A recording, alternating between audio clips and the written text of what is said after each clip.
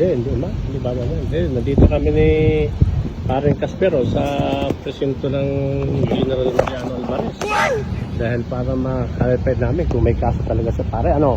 Oo nga pare. Oo, para malaman natin kung meron talaga o wala. Kasi sabi nyo, meron eh. Ayan o, dito kami o. Galing na kami ng presinto. Walang kaso. Sana naman, itigil-tigil na ninyo ang paninira dito sa taong ito. Kay Paring Casper. At baka sabihin ninyo, hindi kami pumasok kami sa loob. At talagang bawal lang mag-video. Walang kaso. GMA Cavite, General Mariano Alvarez. Diyan kami galing sa presinto. Dito po. Okay. Gunggong!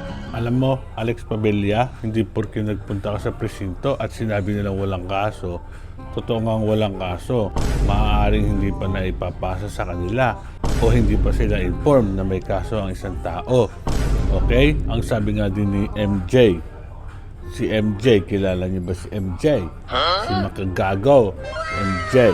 Ang sabi nga niya sino ba yung nagsabing may kaso yan? Magkakaroon pa lang.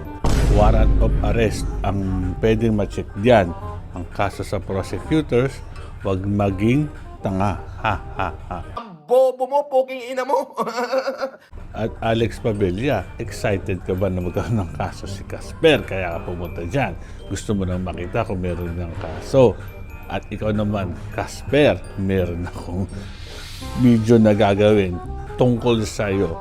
Mag-abang-abang ka lang. Kayong magadagang dingding dyan.